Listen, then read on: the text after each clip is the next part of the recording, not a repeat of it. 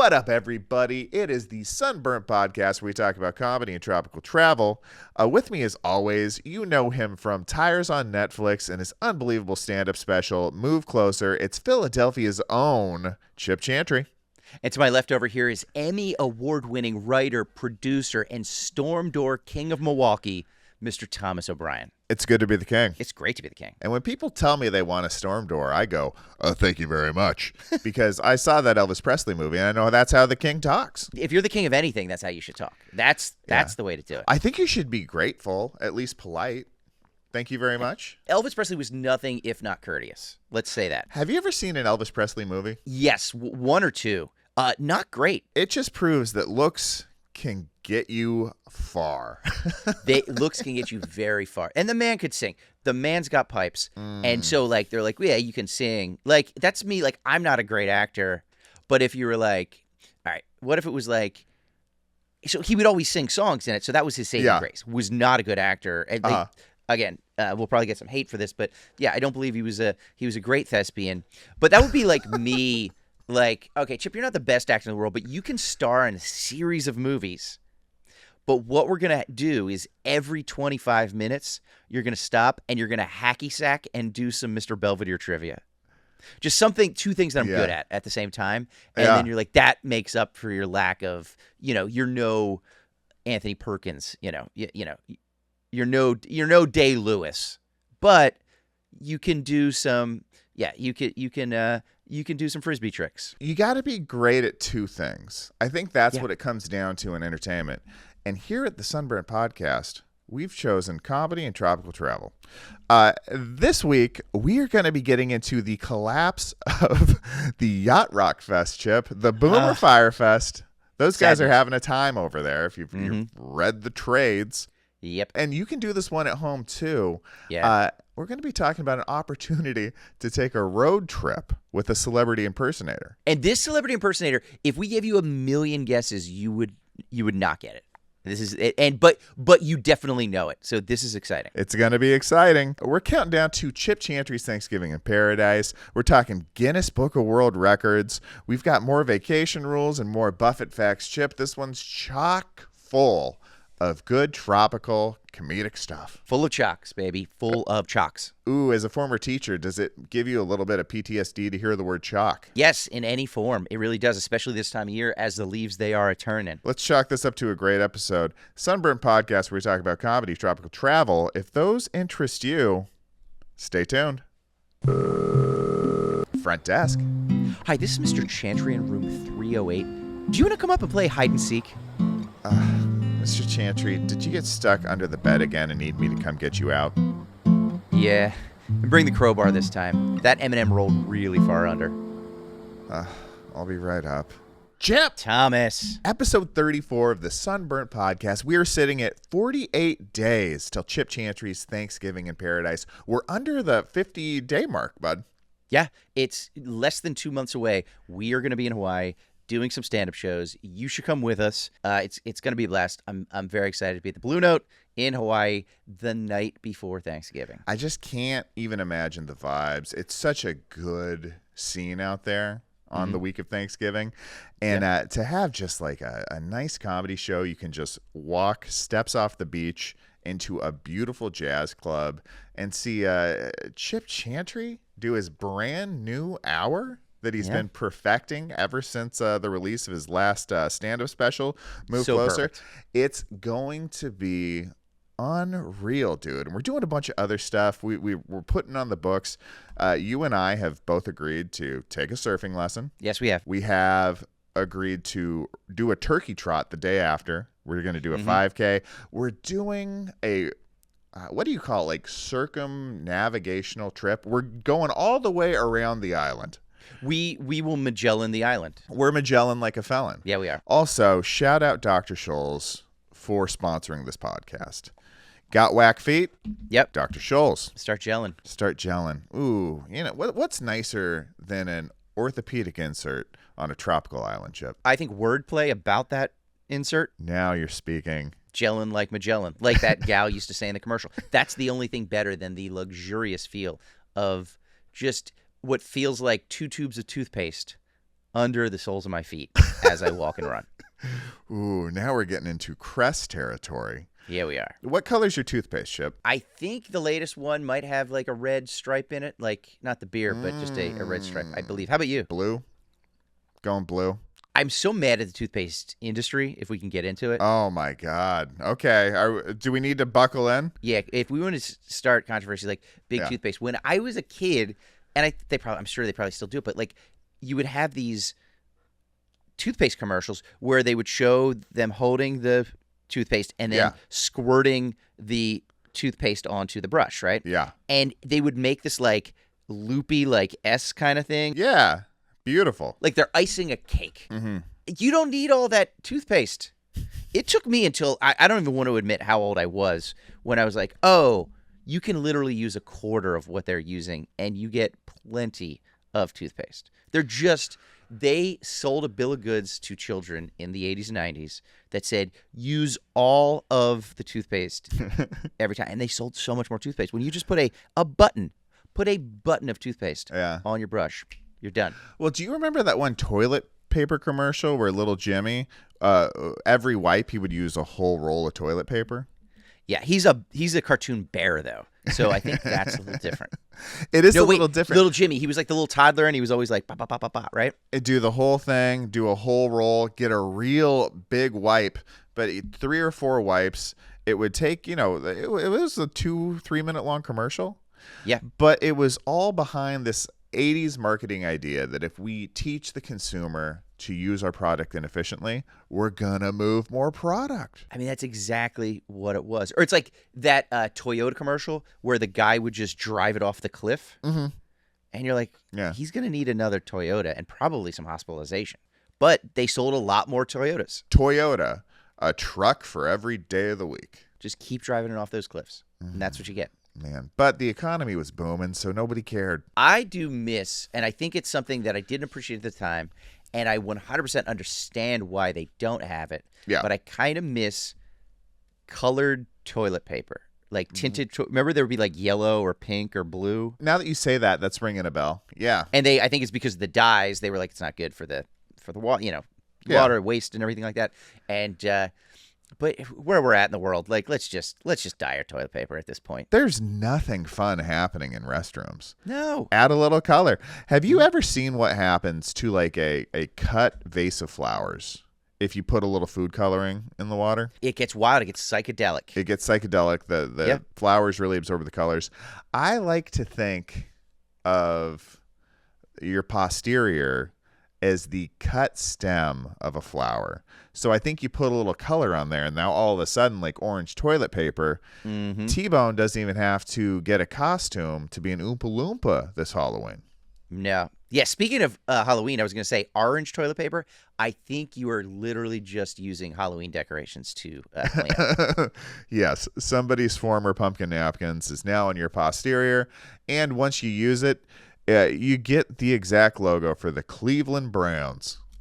Isn't that? It 100% is. Yes. Isn't that just unfortunate for all you Browns fans? Huge presence in shout out Cleveland. Yeah. Thanks for being burnt ones. Come join us in Hawaii. We love you all dearly. I was taking a sip of water. I felt like that silence for a second was me tacitly not supporting Cleveland, and I want to clear the air right away. I was literally just taking a sip of water when you're like, we love you. I was about to say, yes, we do, but then I was just imbibing. So apologies, Cleveland. Didn't you lose a lot of girlfriends back in the day from just hydrating? A lot of hydrating. Just drank a lot of water. During key moments in conversations, you were just not going to stop that 20-ounce gulp. I'll give you an example. So be my college girlfriend and ask me like a really difficult question. We're sitting there on a futon having a heart-to-heart because something's going down. And Chip, I've got some news. I have decided to not do my internship this summer and to join you on your study abroad program to Portugal.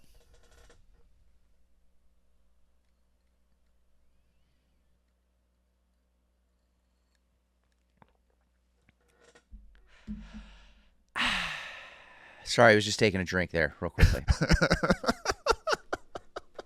Yeah, see, so I don't want Cleveland to think they are my ex-girlfriend from college. You're great people. Man. We love you. You're burnt ones in Cleveland, and come on out to Hawaii. I've never been to Cleveland before.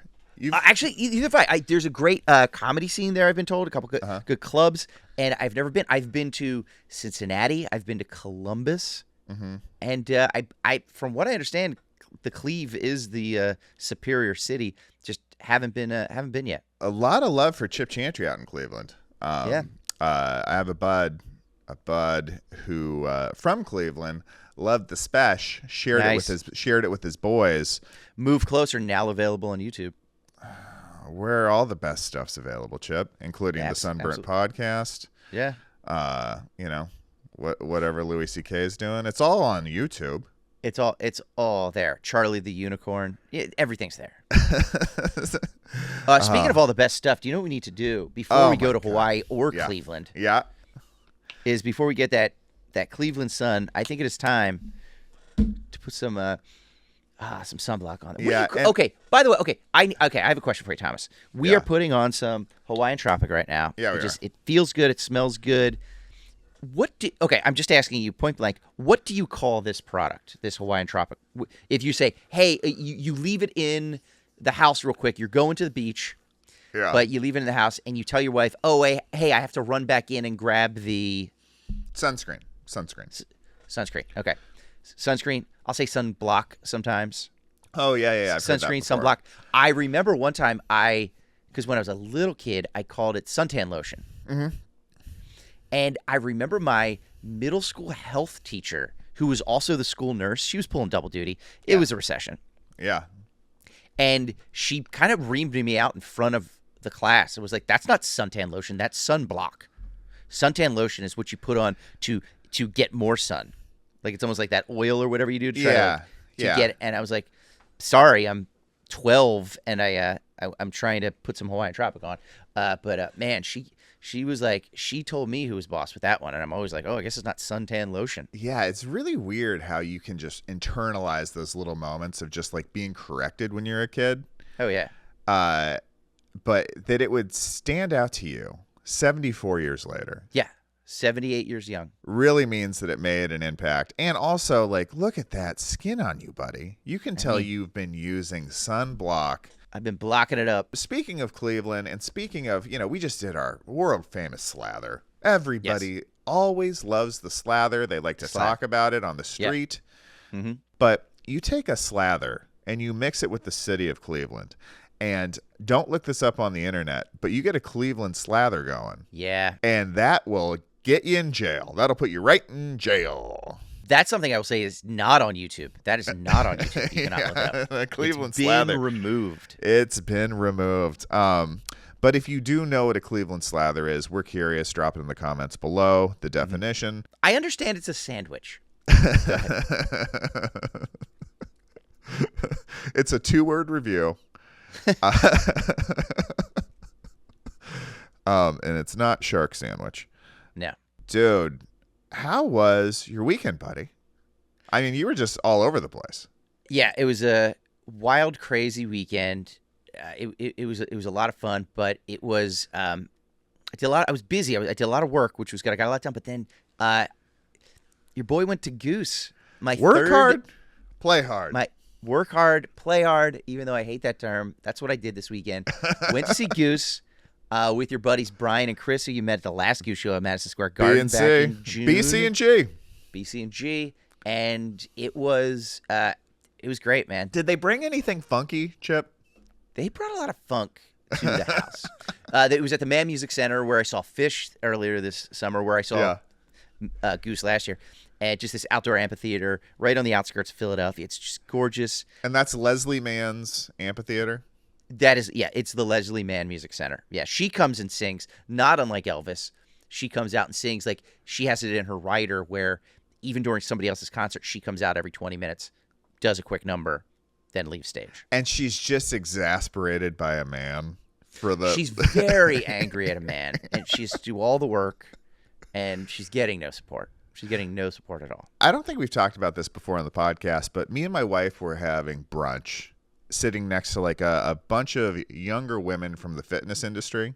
Okay. And they were just talking about the classes they were teaching and this and that. Just they were from. You're saying they were from Big Fitness.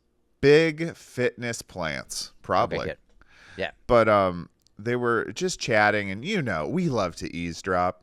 Sure. Like I think we talked about this on the podcast before, but like my wife and I will go to a diner where we go all the time, and like we almost sometimes don't speak to each other because we walk there. We walk to and from. It's about probably a good 25-minute walk, and so we just listen to the crazy conversation around us, and then on the walk home, we just debrief the entire time. I love it. So you're eavesdropping on these professional gym rats. These professional gym rats, and it has nothing to do with their profession. I'm just adding a little color because what I want to talk about is they started talking about Maud Apatow. Okay. And then one of the girls said, "You know what? I heard something crazy. Did you know that Maud's mom is also an actress?" Oh my God. And I was like, "Oh, that's their way into Leslie Mann and Judd Apatow." Yeah, it's like they're just a footnote. They're somebody's parent. Paps and Mems. On the Wikipedia, when you go to Maud, Judd and Leslie are just two little hyperlinked names that you're not going to look in there under parents. And to a certain extent, especially in the comedy community, who was more ubiquitous than the two of them over the last 2 decades? Oh my gosh, they were everywhere. Not many people. Yeah, everywhere. That is well, just like the Judd Apatow movie, this is 70, because that's how that made me feel.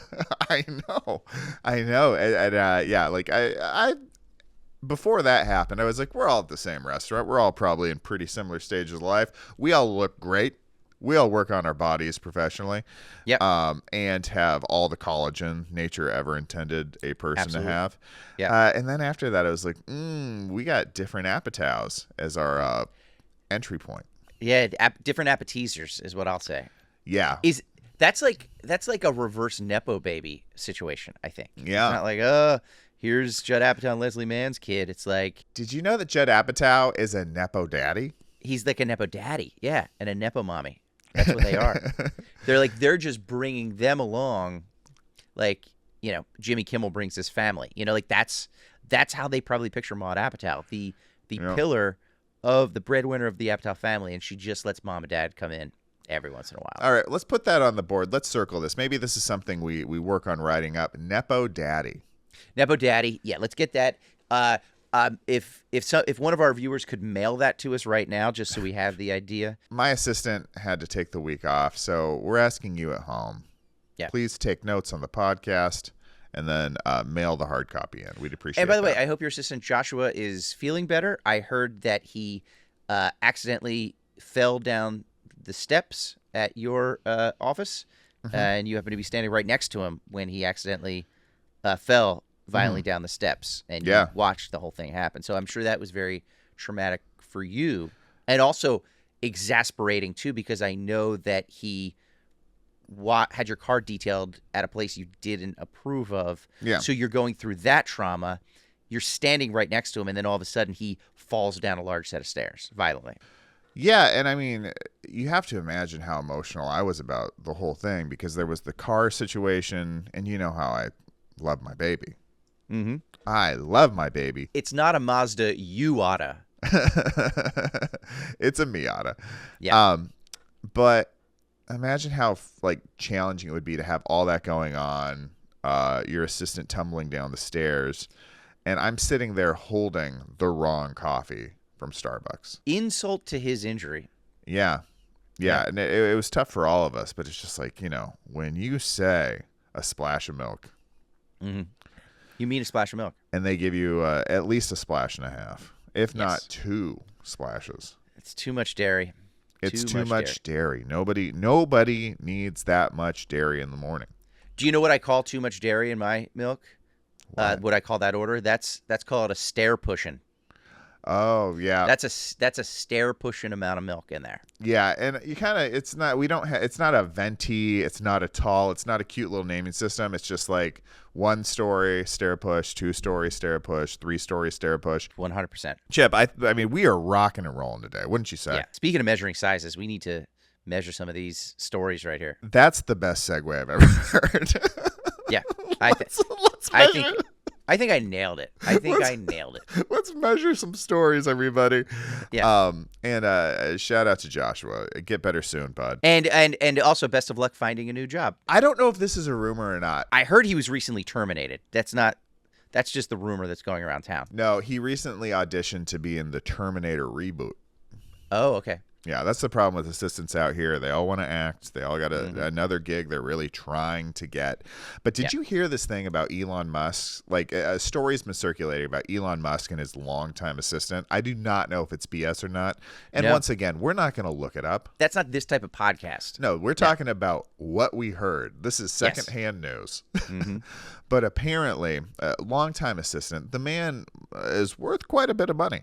And has been very, very successful in his companies. And he had one personal assistant for like 13, 14 years. If what I read is to be believed. Okay. So this woman comes up to him and is like, hey, listen, I've been here a decade. I would like, a raise and a couple of other things. And Elon Musk goes, you know what? Thank you for asking me. I'm not sure how we're going to proceed with this, but I want you to take a 2-week all expenses paid vacation on me. Whoa. Yeah. So she goes, takes her vacation, doesn't spend a dime out of her own pocket. And when she gets back, she goes and has a meeting with Mr. Musk where he says, while you were gone, I did your whole job myself and didn't miss you. Not only are you not getting a raise, you were fired. Oh, my God. He Mr. Burns'd her. Excellent. Yes. Wow. That could be an urban legend. I don't trust anything anymore. Oh, I got by an AI video the other day. Did you? And do you know how I know I got by it? Okay, because it was Stephen Hawking at the X Games. No. Because I almost got by that one. Yes, when you put a celebrity in there, sometimes it makes it a little easier. No, I know I got because I sent it to you. It's something I saw, and you didn't flag it either. It was a man of large size riding a motorcycle. Yes. And it reminded me of one of our favorite Guinness Book of World Records of all time. I texted you back. I said I miss his brother. Yeah. Yeah, the heaviest twins to ever have rode motorcycles together. What was the delineation? Like, how did that? They were just the largest I think it was the motorcycle heaviest riding twins ever. Yeah. By the way, we have not done that one. We talk. We each week as the listeners know, we each find a Guinness book from the good book. We find a Guinness Book of World Record. Neither of us has ever covered that one specifically. We've talked about it, but I don't think we've specifically. By the way, I'm hands off on that one. I love that one, but I think you were the one that brought it up first. So I feel like you have dibs. So at any point you ever want to do those two brothers, and hey, by the way, maybe they've been beaten out since. Oh, some bigger. Maybe their record has been eclipsed. I don't know. So I'm taking the back seat on that one. I would love for you to do that sometime. Okay, two things. Because I think you would love it. Yeah. Two things. Number one, we keep talking about what's our world record going to be? How are we going to do it? I think you and I mean, while it would be tough to become biological twins, I think with a couple years dedication, the support of our family, friends, and loved ones, we could be the heaviest friends to ever ride motorcycles. I think that could happen. I'm gonna text the wife now and see if she's okay with me starting a new career path. There was a Jerry Springer back in the day where I believe it was a Jerry Springer, but two no, buddies, it was a Lawrence Welk. Go ahead, continue. Two buddies were just trying to get as fat as they could together. They were married dudes who in their late 30s, early 40s, decided that they were going to put on as much weight as humanly possible together. That was like their group effort. And their wives were on there being like, what are you doing? Like, this is unhealthy. You look gross. And they just were resolute.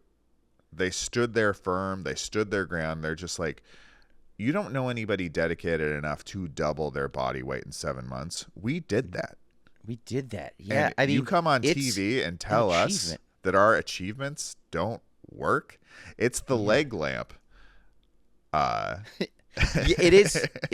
Yes. He's a certified major prize award. winner. Yeah. It's a major award. It's a major award. The male ego, Chip. Wow. The male ego. I wonder how those guys are doing now if they're still with us. Those ones. I know the twins aren't. The twins are no longer with us. We know that. Yeah. Because also I sent you a video of somebody visiting their graves. One of my favorite videos of all time. I mean, what? Also available on YouTube. It's all on YouTube, folks. Yeah. It was just like a 10-minute video of a man who traveled to, I want to say, with the Carolinas, maybe, to visit the graves of the brothers who rode those motorcycles. Yeah, and that's all he does on that channel is he goes around and visits the graves of famous people, semi-famous people, accomplished people, and just kind of shows you their final resting place. It's kind of relaxing, to be totally honest with you. It totally is relaxing, and it's just like something that if television kept going the way it was going in the heyday of cable, I think this would have just been a television show. Yeah, it would have been great. Yeah. Grave sites of the rich and famous, yeah. But it's like, it's not Cribs. It's Crips. Oh, MTV's Crips, yes. MTV's Crips. MTV's Crips, that's Exhibit going on the list. would still host. Somebody, can you write down MTV's Crips and mail it on into us? We are trying to keep tabs on what this episode is all about. If you could write down, I know it's a word that you'll be able to figure out how it's not an actual English word, but if you could write down MTV's ridiculousness, I have another idea for a TV show. It's called Ridiculousness. Chip, that sounds too good. Simply too good. Okay, so that was number one. Number two. Yeah. Regarding the twins on the motorcycle. The good book's been sterilized, bud. It's not in there. That's why we haven't covered it. I know. Well, I will say I usually use our physical book as a jumping off point, but sometimes I will go to the internet, to the actual Guinness Book of World Records site, and then find some other things too. So, so just so you know, you can feel free to do that as well. But it has been. I think it's a little more kid friendly, as we talked about, and they don't motorcycle riding in and of itself. I mean, you saw how the world reacted to Fonzie when he first came on the scene. They were not fans. They were scared, and then they embraced him. It took a long time, though. The pendulum's swinging. It's over to the far side. I don't even want to say it because that's political. Far. Yeah. It's over to the one far side. It's over to the west. Come back over to the east, where the sun rises. And I know that from Beauty and the Beast. I want to call an audible right now. You can disagree with me. Since we've just done some Guinness talk, do we want to jump in, do our Guinness records right now, and then jump into the other stories? Chip, you glorious son of a gun. Let's get into it, buddy. Do you want to start with yours? Yeah, I'll start with mine. Okay. I'm so excited to hear this. Dude, the record I found this week, and this is near and dear to my heart, and also has a beautiful tie-in to Chip Chantry's Thanksgiving in Paradise. I like this. I found the record for the largest beef Wellington ever made, Chip. I don't know if I've ever had beef Wellington. Do you know what it is? I mean, there's beef involved, and I can't remember. It's because it's not just a steak, right? There's something. Enlighten me. Let me tell you. So it is a perfectly cooked steak. Okay. That is somehow wrapped in a perfectly cooked piece of pastry dough. Oh, okay.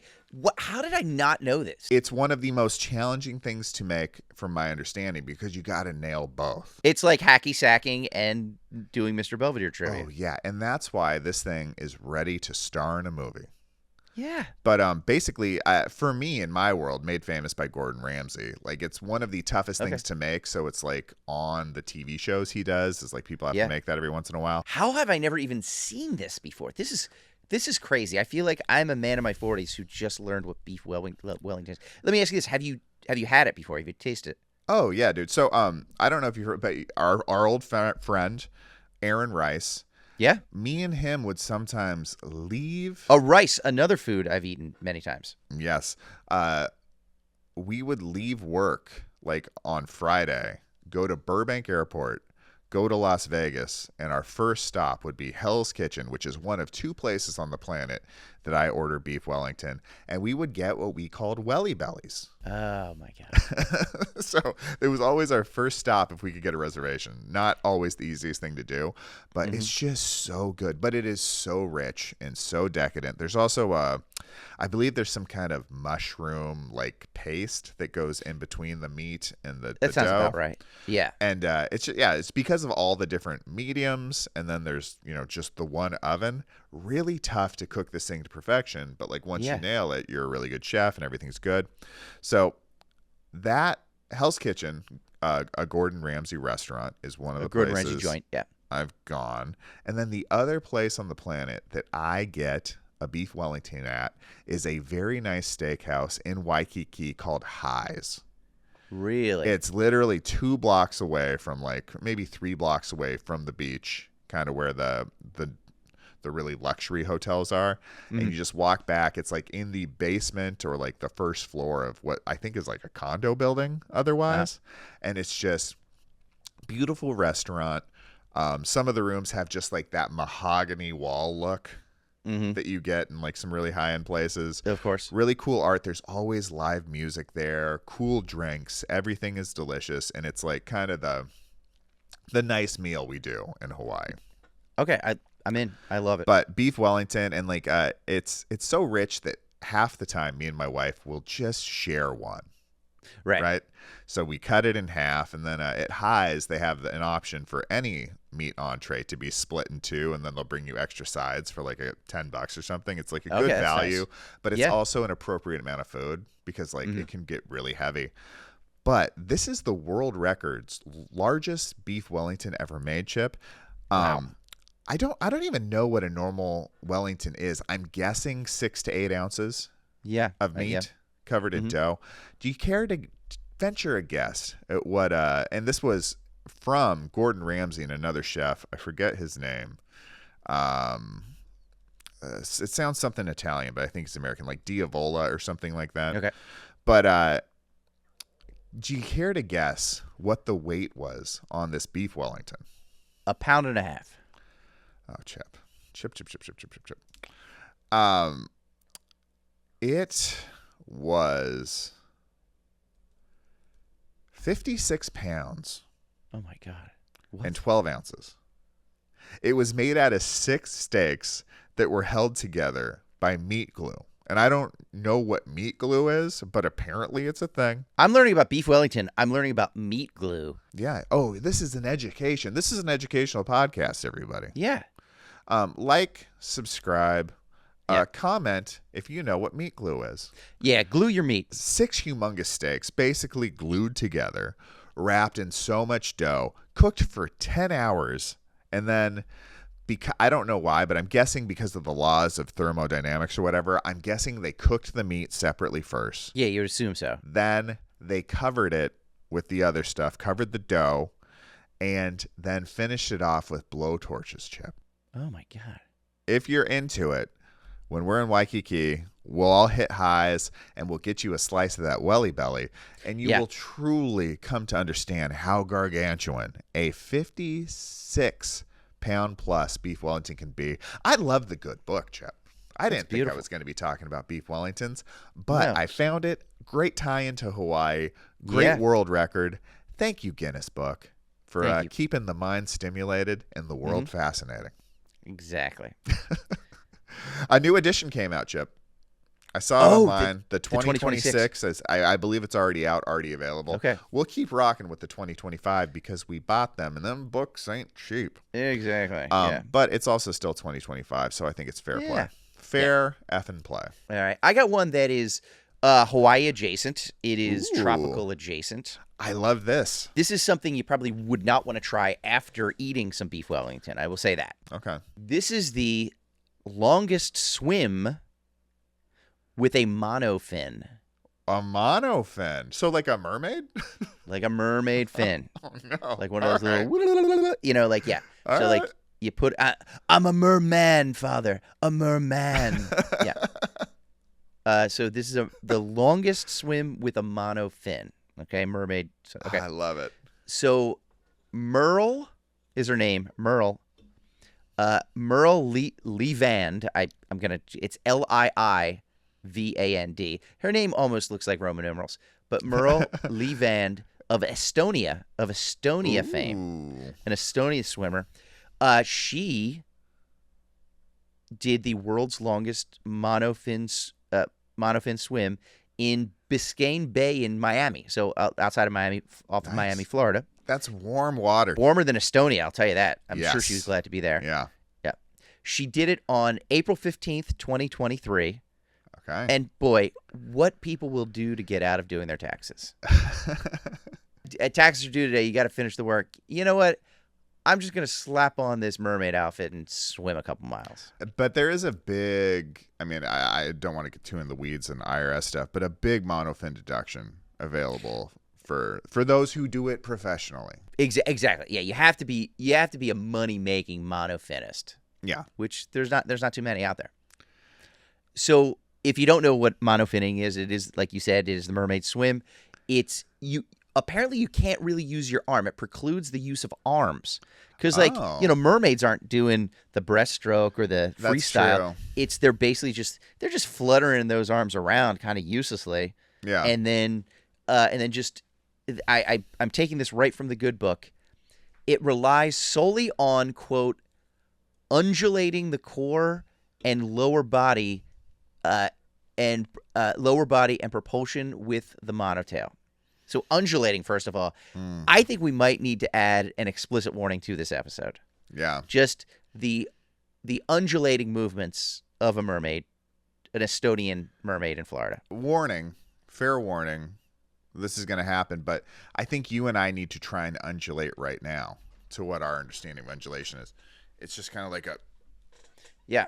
I don't know if my chair can hold it, but yeah, we're doing the undulating podcast. I think it's just comics talking to comics as they're undulating.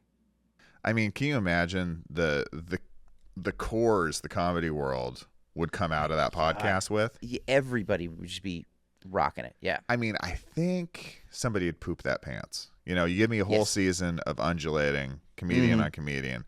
At least one person's going to poop their pants. Yeah. You squeeze the toothpaste, the toothpaste comes out. Yeah, and you can't get that toothpaste back in, especially this toothpaste. Nope. That's bad. Cleveland Browns. Continue. Merle undulated off the coast of Miami. Yeah. For 50 kilometers. Get the F out of here. Yeah, which is 31.13 miles. Wait, that's a marathon, right? Marathon's 26 miles. Oh, wow. Longer than a marathon in the water.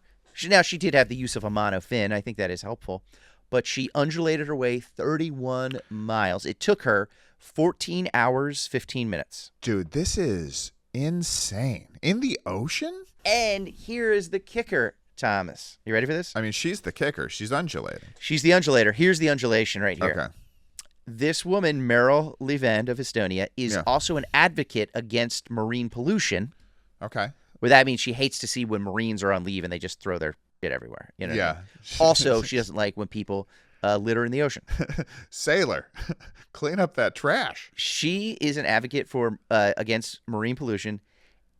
During her 31-mile undulating swim, she and her support team picked up 20 pounds of garbage in the ocean as she did that. This lady is unbelievable. Like, I'm still trying to put it together. That is a 50K for those of you keeping track at home. Yeah. 50K in the Wawa? Yeah. In the surf? In the ocean water? Mm-hmm. Yeah. Merle. And picking up 20 pounds of garbage. But it said her and her support team. Right. So her support team, they're picking up trash. And also, by the way, no offense to her, but 5 of that pounds was just the monofin of the last girl that tried it. So she took that one, which is there's 5 pounds right there. I'll also tell you who wasn't on her support team. Yep. My former assistant Joshua. Because if he was on her support team, nothing's getting picked up. No. How do you push somebody down a set of stairs when you're in the ocean? Mm-hmm. I don't even know how to manage people on the ocean. No, it's international waters. I don't think you can legally. You're a crook, Captain Hook. Captain Hook. Won't you throw the book? What kind of law do you practice? Maritime.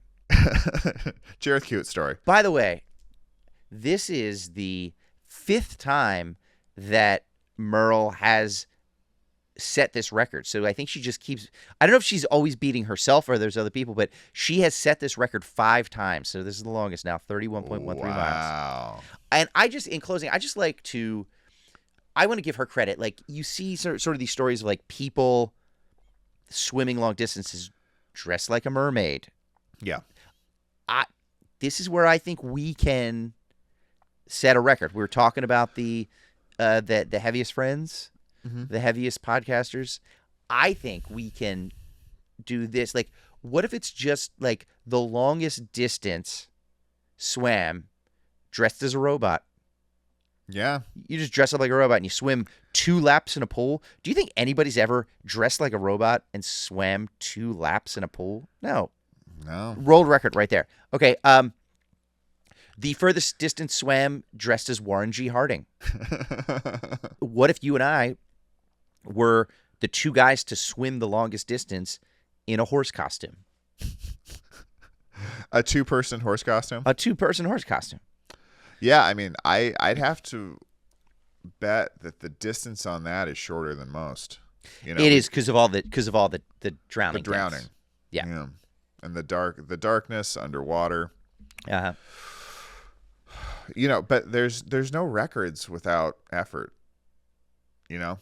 You're gonna have to take the good, take the bad. You take them both, and there you have. The Guinness Book of World Records. The Guinness Book of World Records. The classic song.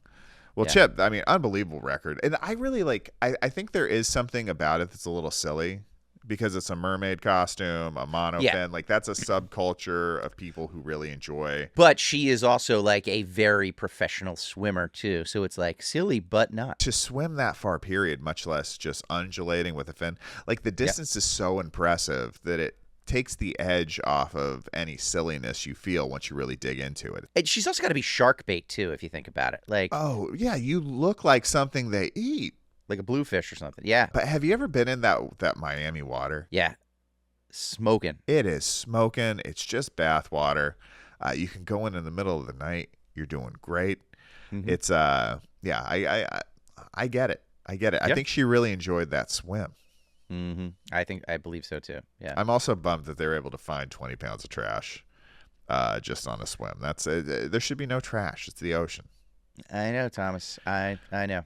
And maybe that's what we do. The most picking up trash in the ocean. Like, we'll be heroes. I don't want one of those feel good awards. Those self-aggrandulating. I want to get massive in size and do something normal with my buddy. Yeah. Speaking of massive in size, Thomas. Speaking of ocean-faring vehicles. Speaking of a 2-person horse costume. Speaking of our president, Warren G. Harding. Speaking of the regulators. Do we jump into this next gigantic story?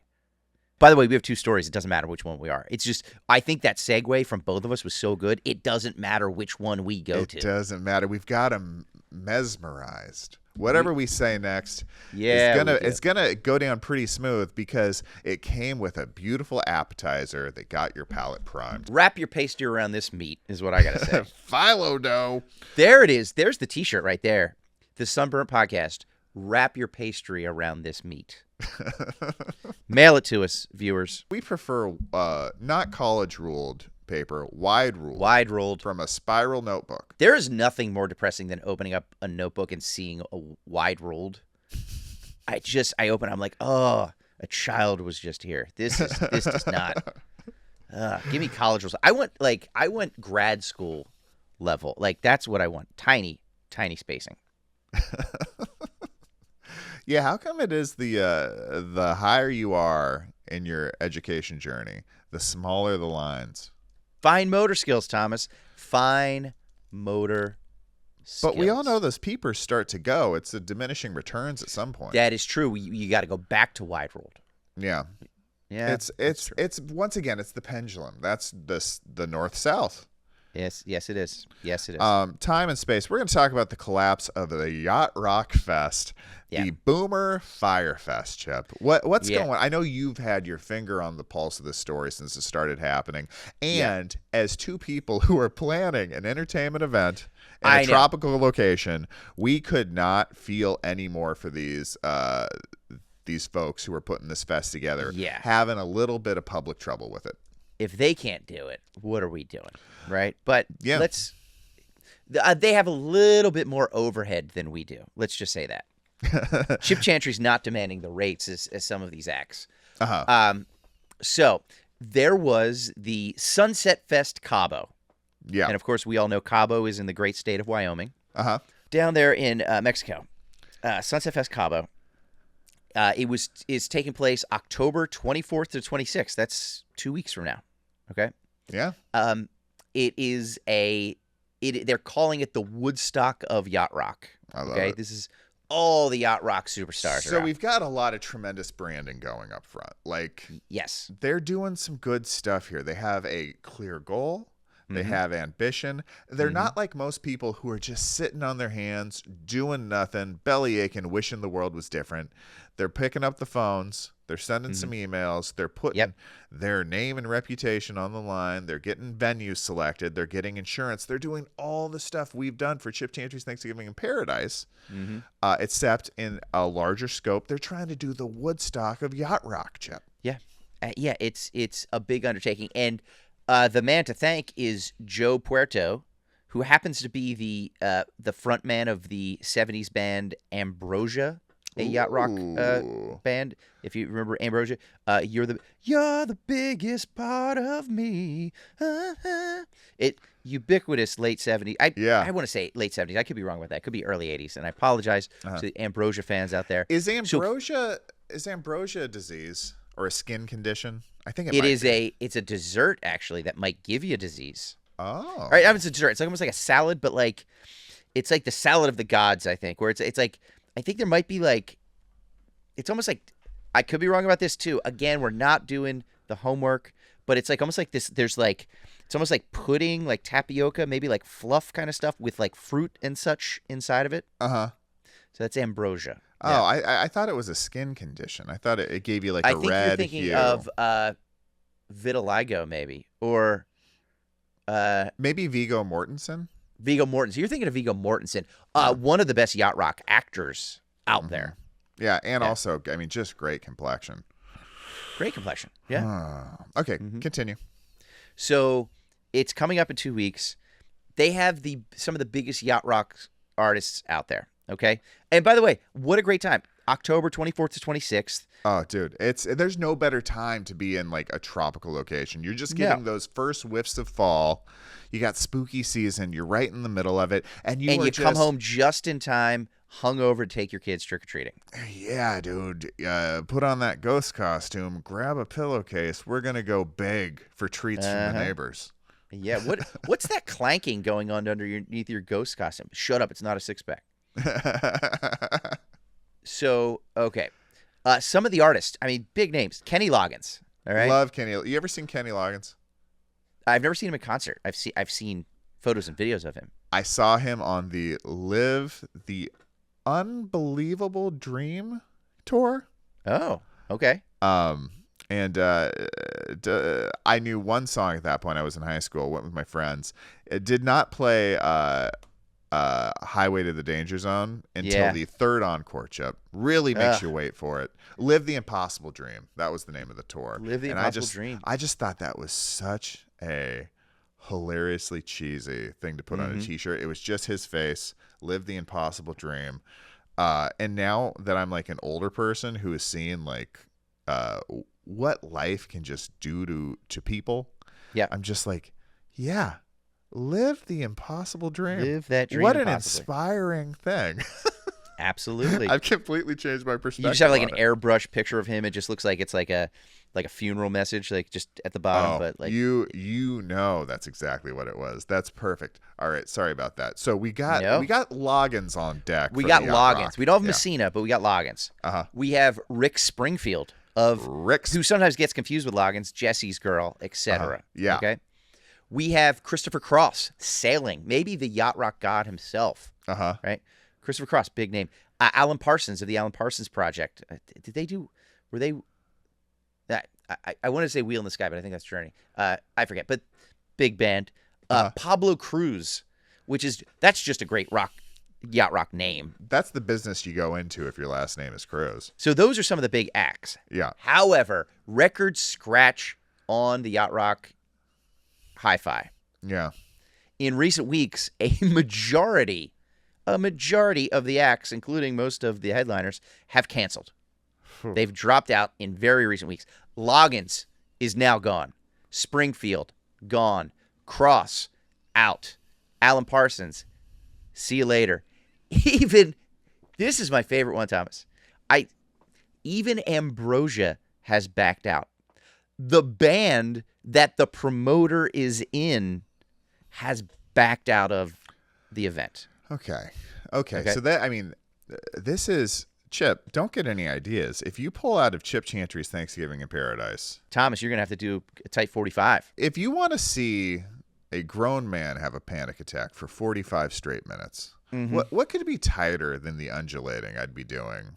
Full panic attack for 45 minutes. I would pay to watch that, I think, Thomas. You are a sick puppy, Chip. I am. Yeah. So now all of these people are like posting on their Instagram and stuff like that. Sailing takes me away.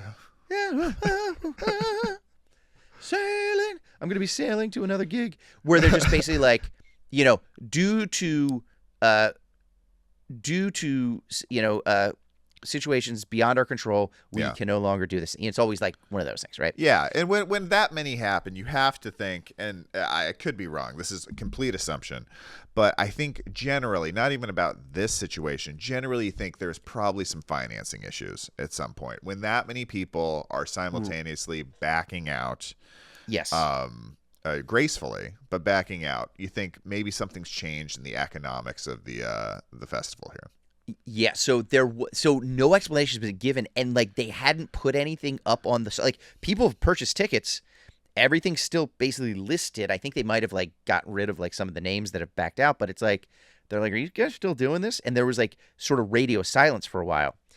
This one Instagram, this woman whose Instagram, she's like very big in the music industry. She's like a manager, and I've seen her numerous times before, like talk about like business deals in the music industry. Yeah. She didn't name it, but basically was like, hey, there's this music, I don't know if she said Yacht Rock, but this music fest down in Cabo at the end of October. And it, so she's basically saying what it is. And she did the math and was like, apparently 1,000 tickets, that's the capacity of whatever this venue is or venues that they have. Okay. It's 1,000 people. And tickets were going from $300 to $700. Right. So even if you sold it out at the highest rate, that's $700,000. To have all of those acts, Rick Springfield, Christopher Cross, Alan Parsons, to give them what they, paid them their money, plus travel, plus per diem, plus hotel, lodging, and all that stuff, it's just $700,000. That's not going to go far. Plus you have to staff the place and security and, all of that stuff, right? All of that. So they're thinking that they didn't do the math. They didn't crunch the numbers. Mm-hmm. So finally, word has come. If you go to the website for Sunset Fest Cabo, they have finally posted something. It has been postponed to Memorial Day weekend of 2026. This coming Memorial Day. That's a big weekend. It's a big weekend. They're kicking it off. They have mentioned, so the reason giving on the website, I'm not making any judgments. I'm just saying that they mentioned some hurricanes and some flooding that has happened in recent weeks. That is a big cause of what's happening. So that's the reason they give. But the fest is going to happen, apparently. They're just kicking it down to Memorial Day next year. Here's what I think maybe we could do. Yeah. If any listeners, any viewers have any ideas, how can we help this group? Okay. Mm-hmm. What would be the best experiences? Because there's always those like side experiences at conventions or these big things.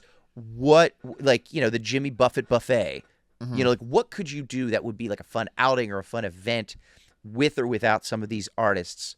Let's try to think about it and I want to send them an email, be like, you're going to make a lot more money if you offer this. It's like the gathering of the Juggalos, but for Yacht Rock fans. Like, what are those special events that are happening? Also, I want to start a little controversy here. I want to hear from the viewers. What bands and artists are considered Yacht Rock? Chip, you're stirring the pot here, buddy. I am stirring the pot. I don't mean to get political here, but I'm doing it. What is Yacht Rock and what is not Yacht Rock? Because I did some brief digging, and I got my ideas of who there are. Some of these things listed. I might throw the Doobie Brothers in there. Maybe I get some heat for that. I don't know. But there was a list that I saw where it was just like everybody was listed as that. It was like Huey Lewis and the News was Yacht Rock, and it's like, I don't know. Maybe it is. I don't see that, but I don't know. Maybe it is. So I want to know what you guys think. Who is in the Yacht Rock vein? Who is not in the Yacht Rock vein? It's an ambiguous term. It's an Ambrosia-ish term. It's an Ambrosius. It's a Viggo Mortensen style of music. And people aren't really sure what to do with it. No. But yeah, who's not? I love it. I love it. Because I have no clear definition. Maybe I'll have to really take a stone to my blade and hone that edge of what my understanding of Yacht Rock is. Let's bring another podcast up. Why not? Yeah. One of the godfathers of podcasting, one of my favorite podcasters, and a great guy who I've worked with a number of times, Jimmy Pardo, his Never Not Funny podcast. He talks about it, how he listens to the Yacht Rock station on, I guess, Sirius XM all the time. And apparently it's a thing where his wife gets mad at him because a song will come on and he will angrily yell, "This isn't Yacht Rock." People have opinions out there. Yeah, no, you can have a beef with a radio station, sure. You can have a beef Wellington with a radio station. Ooh, only if you have enough dough. Oh, Tommy. I mean, it's medium rare, so let's keep it moving. How are we doing on time? Are we good? I think we need to start heading towards the exits here. Yeah. So we've got two more. I mean, it's vacation rules time, Chip. Oh, and by the way, should we tease? I like to tease people. Yeah. I want to tease the rental of the celebrity that you can. The road trip with the celebrity impersonator. We're not going to get to it this week. We'll get to it next week. This is a good one. Celebrity impersonator that you would never guess in a million years, but all of you know. That's all I'll say. Yeah. So we'll get to that next week. Now we're going to jump into vacation rules, where we're expert travelers, Chip. Yes. We've been everywhere, man. Was a song that was once written about us. Yes. And we've come up with a list of rules to make your vacation life better. We call it Vacation Rules because we're branding geniuses. And every week, Chip and I give you one. Chip, hit me with your vacation rule for this week. And also, if you wouldn't mind, just the beginning saying what number vacation rule it is, I'd appreciate it. And before I say that, I think you and the listeners may disagree with this rule on the onset. I mean, you might be on board right away. But I'm hoping if you're not on board, I may change your mind. And I will say a rule's a rule. So whether you agree with it or not, like, it's what you got to do. That's what you have to do. This is a must. Here we go. Let's go. There are some ifs, ands, and buts in here, but here we go.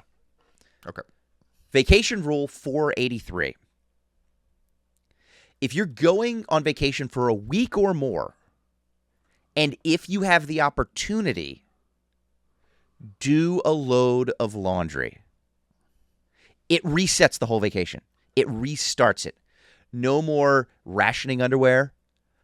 You can then show off that sweet Taylor Swift t-shirt that you had on the first day and spilled guacamole all down the front of. It just starts it all over again, fresh, and you can just have a great time. And then you come back and you're not doing as much laundry. Reset the vacation by doing some laundry in the middle of it. We've never agreed on anything more, Chip. Really? We've never agreed on anything more. Like, if I'm taking a road trip, I will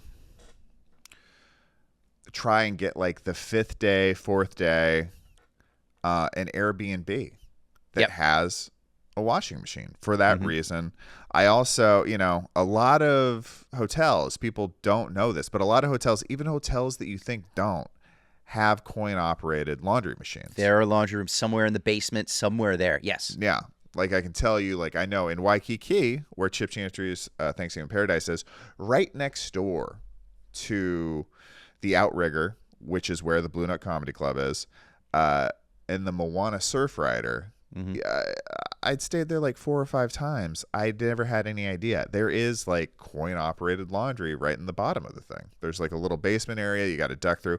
Like there is laundry to be done. There's also services you can use to get it done. Like in Kihei and Maui before, I've visited a little dry cleaner laundry place, and you just drop off your suitcases. They wash it all, fold it up, and give it back to you in like 2 hours. Beautiful. For like $20-$30, and you have a new lease. You're not, like you were talking about, you're not worrying about MeUndies. You're not rationing those things. And then it's also not like in the room where there's just, you're in a hotel room with a bunch of dirty laundry. Yeah, it's a little less funky. It's a little less goose show. Yes, it is. I think it's one of those things where it's that day in the middle of the week where you've been going. Yeah. And then you're like, you know what, this morning or this afternoon or even tonight, you know what, the wife and I tonight, we're going to stay in, watch Forensic Files in the hotel, and do some laundry. Oh, dude. And then wake up the next day, brand new vacation. That is a big day. Yeah. Stay in, watch some TV, reset your laundry. It's funny. I've been a proponent of this for a long time, doing laundry on trips. Yep. To the point where, like, if I'm staying with family, for example, like going to visit my parents, sister and brother-in-law combo, on the day before we leave, I will wash all the laundry. I'll do another load of wash. So I'm coming home, and then I'm loading up my dresser drawers and my closet with clean clothes from my suitcase, and it just takes that much pressure off of the return to normal life. Yeah, it's a great feeling. It's a really nice feeling. Great rule, Chip. Great rule. Thank you, Thomas. What do you got? All right, this one I think is just as ironclad as your rule. Okay.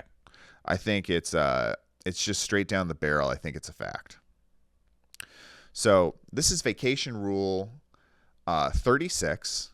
Okay. Vacations are too short for you to be angry.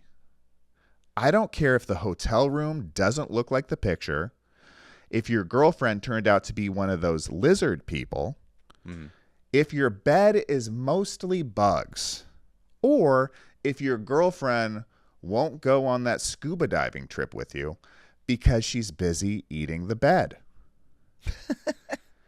If you can't have fun on vacation, you're the a-hole. Well said, Thomas. Again, 100% agree with you there. I had to get it off my chest. I had a situation like, and this is hard for me to say. This is a true thing that happened. Booked a hotel room 6 months in advance, a very specific room with a very specific view.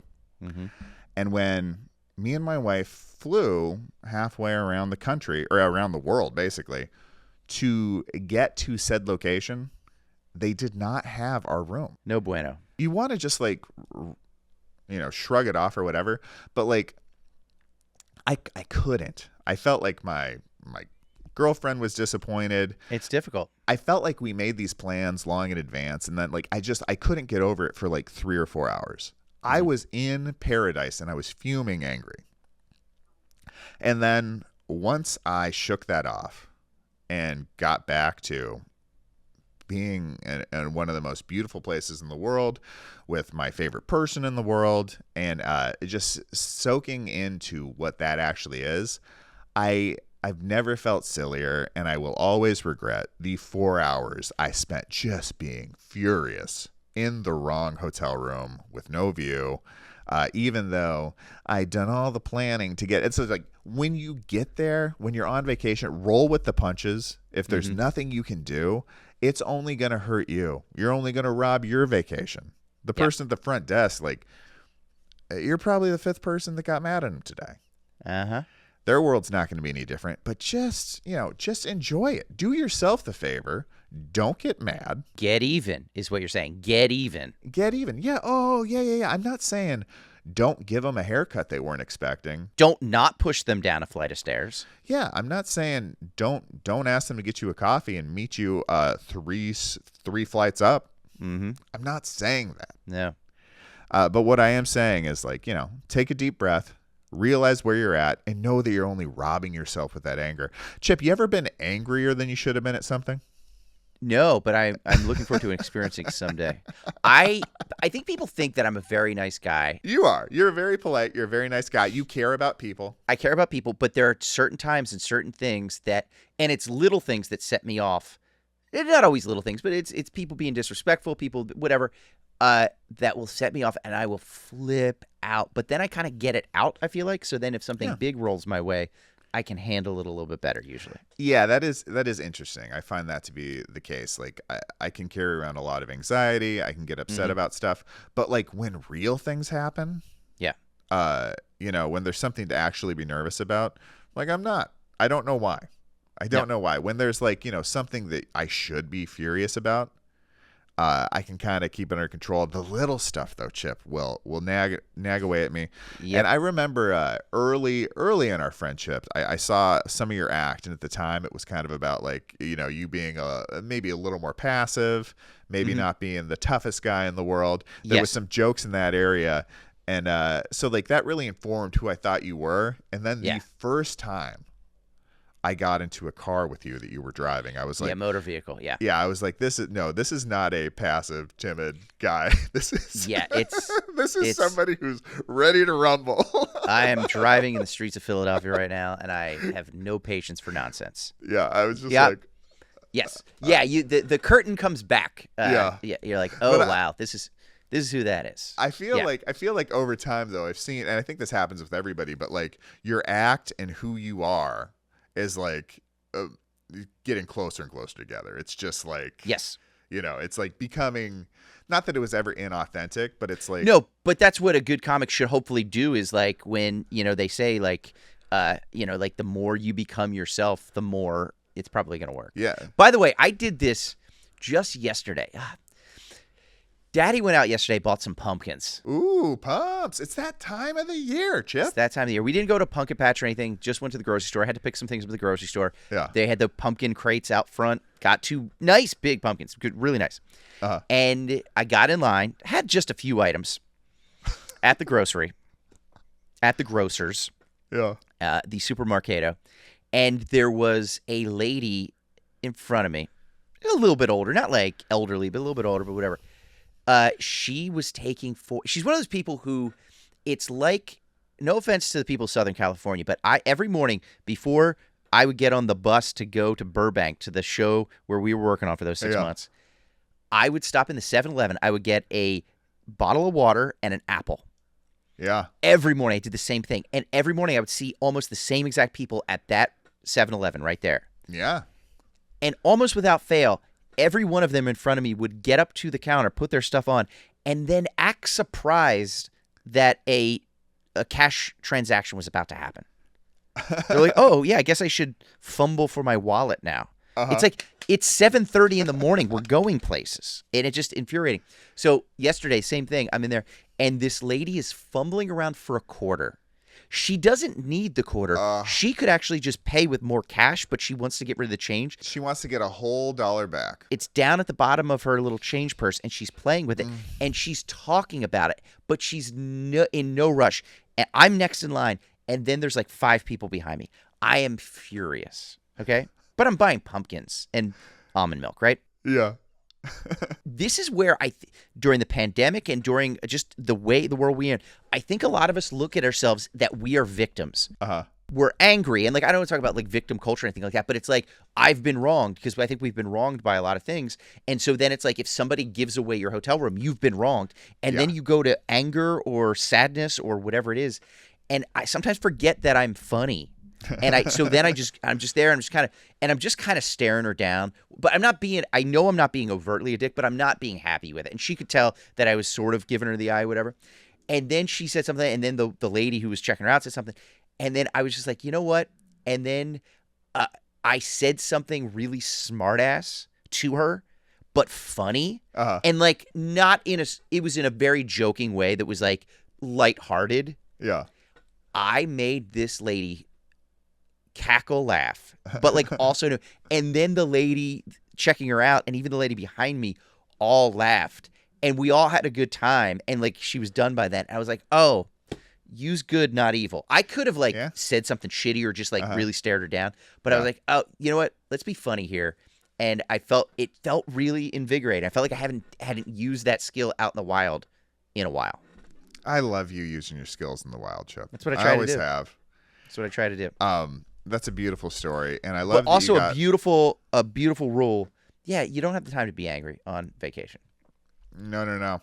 And you know who didn't spend a lot of time angry on vacation, from what I know about him? I do.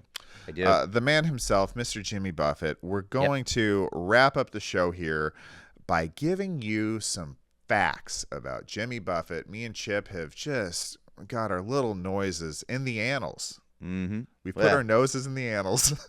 Okay, we've talked about undulating and now the annals. Okay, this. Hope your kids are not watching. Unless they have their own account. We could use the views. Maybe they subscribe. Mm-hmm. Yeah. Maybe they get into it. Tell them we are Roblox. Is that a thing? Roblox? Yes. Not sunblocks. They're playing Roblox. Yeah, Rotan lotion. Go ahead. Rotan lotion. I'll go ahead. The kids can't get enough of our Buffett facts, Chip. They cannot. They love them. Our Buffett facts are sweeping the nation. Yeah, they're a zippity toilet. Yes. People are saying that. Yes. I think you're saying it correctly, yeah. It's a totally toilet, which is good on the internet because I'm young and I know. These facts are 6'7". These facts 6'7". Do you know that one? I know for a fact by the time I heard about 6'7", it was officially over. Yeah, it's done. I am now my mom. Yes. There was a dance that had been popular post my mom's 30s, and she's trying it. It's like seeing your aunt do the Macarena. It's done. It's done. Yeah. By the way, we will be doing the Macarena in Waikīkī this November. Come out and join us. We might be doing some Mambo number 5. Mambo number 6/7s, maybe? Yeah, Mambo number 6/7. Yeah. Mambo number 5, 6, 7. Mm-hmm. I don't know what we're doing anymore. We love Jimmy Buffett. We've done some research. We found some facts. Chip, what's your Buffett fact this week, buddy? Jimmy Buffett went big game hunting once, and he came home with an original Pac-Man machine. Chip, that is big. Yeah. Big game hunting. Big game. Because he got the biggest game you can get, an arcade game. Yeah. God, that guy was good. He was good and fun. That's a good way to spend some time, dude. Great hand-eye coordination. Yeah. What's your fact? My fact is this. Jimmy Buffett knew how to unlock an uncompromised, sun-soaked life. He said you just have to use the Florida keys. He unlocked it with those keys. Those are the keys that worked for him. And I can't see how they wouldn't work for a lot of people. I've never been to the Keys. We've talked about this before. I would love to go. I've spent some time in Miami. I've seen a lot of television shows where less than great things happen. I'm talking about Bloodline. I'm talking about Bad Monkey. It makes it seem like there's some dicey stuff going on there, but you can't ignore the vibe. When I went last year, that little section is kind of the historic section. It's the coolest vibe. Not coolest. I shouldn't say coolest. It was the hottest vibe I've ever. Oh, I hear it's hot, baby. Hot and humid. I hear you're gonna get a little heat down there. But what a great, cool, weird little place. It's got real potential for like a retirement situation in my life, I think. I'm also deathly scared of hurricanes, though. Are you really? Mm-hmm. See, I'm not. It's something I love. I love a good storm. Now, I will say, I've been involved in a couple of hurricanes. By the time they get up to Philadelphia, generally they've withered down. So I'm not. I don't want to down talk, because if you live down in Florida, they could be devastating, of course. Yeah. But there is something to me that is almost calming about a storm, because like everybody's then inside. We're all inside together. It's like we're chilling out, doing our laundry. Yeah. And then it's cool. But you're not a fan of hurricanes. I understood. I think what you're equating here is a little off, Chip. You're talking about a Philadelphia, not known for their tropical weather. Yeah, we get some storms up here, but not to the level of the devastating level of. Like, why don't you want to go to Iraq and fight for your country? You love to argue with your brother. Exactly. That is the exact Same thing. Yeah. I will say there is something calming about watching on television, like those storm chaser or like those, like tornado videos or whatever. There is something relaxing about it. It's very weird. I've talked to some other people who agree with me, which is very strange, but it's just, I don't know what it is, but it's I think there is, but I will. And again, this is somebody who's never had his home devastated by a storm. So, I feel like I don't want to be disrespectful to anybody who has. You're not being disrespectful, but I will say, like, we're just talking turkey. We're talking turkey. Did you ever see turkeys in a storm? Wild. Oh, they don't like it. They go just a turkey cyclone.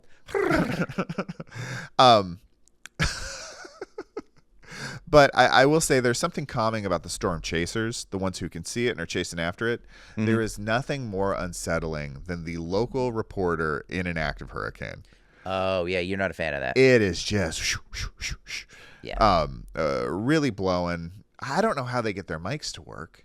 No. There's so much wind. They must have really good wind screens. I don't even know how this mic works. If you gave me $1 million and took away all internet capabilities, I could not tell you how this works at all. This is magic to me. And as people who watch the program can tell, or listen to the show know, I also don't know how to use the dials or the volumes or any of that stuff. Or apply your makeup appropriately. I know. My wife walked in the other day and she was just like, that doesn't go there. All this makeup is for above the waist. Hey, you got to slather somewhere. That's a Cleveland Slather.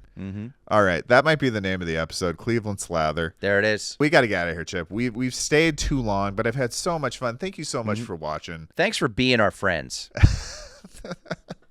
This is the Sunburnt podcast where we talk about comedy and tropical travel. Until next time, stay burnt. Front desk. Hi, this is Mr. Chantry in room 308. Do you want to come up and play hide and seek? Mr. Chantry, did you get stuck under the bed again and need me to come get you out? Yeah. And bring the crowbar this time. That M&M rolled really far under. I'll be right up. Get into the groove, boy. You gotta prove you're into me. I think people want to hear us sing, Chip. Maybe we got to put more of that in there.